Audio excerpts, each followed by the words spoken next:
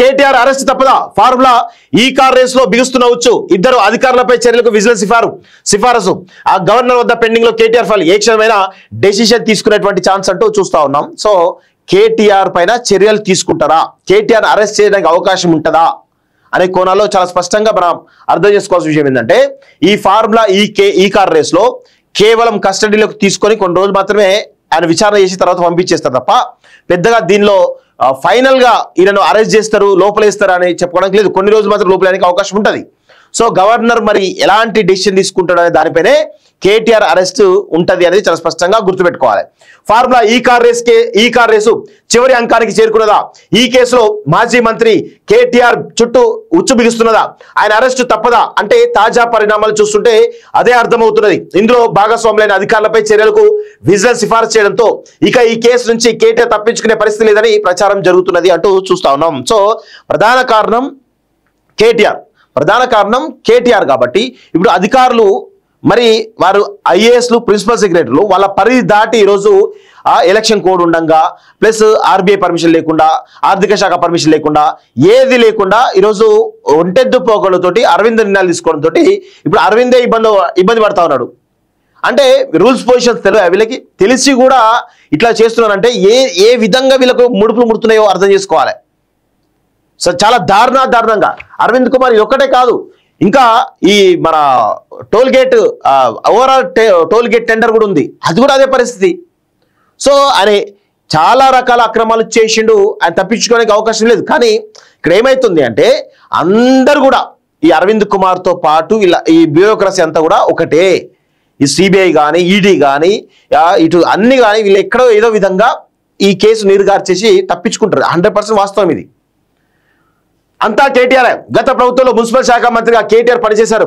ఆయన హయాంలోనే 2023లో హైదరాబాద్ లో ఫార్ములా ఈ కార్ రేస్ నిర్వహించారు. ఇందుకోసం విదేశీ సంస్థలకు నిబంధనలకు విరుద్ధంగా 54 కోట్ల చెల్లింపులు చేశారు. ఫార్ములా ఈ కార్ రేస్ లో సీనియర్ ఐఏఎస్ అధికారి, హెచ్ఎండిఏ మాజీ కమిషనర్ అరవింద్ కుమార్, హెచ్ఎండిఏ మాజీ చీఫ్ ఇంజనీర్ బిఎల్ఎన్ రెడ్డి కీలకంగా వ్యవహరించారు. వీరిని సైతం ఏసీబీ విచారించింది. మంత్రి హోదాలో కేటీఆర్ చెప్పిన ఆదేశాలను తాము పాటించామని వెల్లడించారు. ఆయన ఆదేశాల మేరకు చెల్లింపులు చేసినట్టు విచారణలో అధికారులు వెల్లడించారు. కేసు విచారణలో భాగంగా కేటీఆర్ ఏసీబీ 2 పర్యాలు ఎంక్వైరీ చేసింది. విదేశీ సంస్థలకు డబ్బులు చెల్లించాలని తానే ఆదేశించాలని కేటీఆర్ సైతం ఒప్పుకున్నారు. కానీ ఇందులో క్విడ్ ప్రోకో అనేది ఎక్కడా జరగలేదని చెప్పారు. నిబంధనలు తనకు తెలియదని, నిబంధనలు తనకు తెలియవట. ఒక మంత్రిగా ఉన్నావు, కనీసం మరి ఆ నిబంధనలు ఏంటి అనేది మరి కమిషనర్ అడిగినావా? హెచ్ఎండిఏ మాజీ కమిషనర్ అరవింద్ కుమార్ అడిగినవా? లేకపోతే ఆ బిఎల్ రెడ్డి అడిగిన చీఫ్ ఇంజనీర్ అడిగి చేయాలి కదా. ఏది ఇష్టం వచ్చినట్టు నీ నోటికి ఏదేస్తే అది మాట్లాడతావా? మాట్లాడితే ఇట్లే ఉంటాయి పరిస్థితి. అదంతా అధికారులు చూసుకోవాల్సి ఉంటుందని చెప్పుకొచ్చారు. అరెస్ట్ తప్ప అంటే అధికారులేమో కేటీఆర్ మీద, కేటీఆర్ ఏమో అధికారుల మీద నెపం పెట్టేసి తప్పించుకునే ప్రయత్నం చేస్తున్నట్టు చాలా స్పష్టంగా అర్థమవుతోంది. ఈ కేసులో ముందు నుంచి కేటీఆర్ ప్రముఖంగా వినిపిస్తున్న కేటీఆర్ పేరే. విచారణ పూర్తి చేసిన ఏసీబీ తన నివేదికను ప్రభుత్వానికి అందించింది. ఈ నివేదికను విజిలెన్స్ కు అందించగా అధికారులను బాధ్యులుగా తేల్చింది. ఆ రిపోర్టు సిఎస్ కు అందించింది. ఇక ఈ కేసులో A1 గా ఉన్నటువంటి కేటీఆర్ మీద సైతం చర్యలు తప్పవన్న ప్రచారం జరుగుతున్నది. అధికారులతో పాటే కేటీఆర్ అరెస్ట్ సైతం ఉంటుందన్న టాక్ నడుస్తుంది.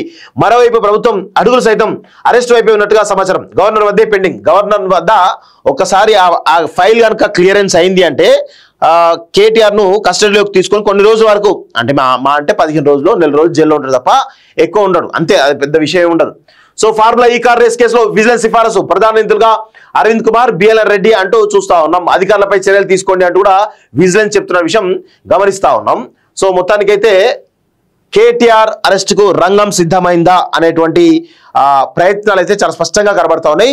సో రేవంత్ రెడ్డి ఈ రోజు సీఎం గా ఉన్నాడు. కేటీఆర్ పైన 80% ఆయన లోపలేయాలి. కేసీఆర్ ఏమన్నాడు, వివిధాలు ఏమన్నాడు, కానీ కేటీఆర్ మాత్రం 100% లోపలేయడానికి రంగం సిద్ధం చేసినట్టుగా చాలా స్పష్టంగా అర్థమవుతుంది. పకడ్బందీగా ఇరికిస్తున్నట్టుగా తెలుస్తోంది. పకడ్బందీ ఆధారాలతోటి పకడ్బందీగా ఆయన అరెస్ట్ చేసి లోపలేయాలని దానిలో కేటీఆర్ అయితే రేవంత్ రెడ్డి అయితే చాలా స్పష్టంగా ఉన్నట్టు తెలుస్తోంది.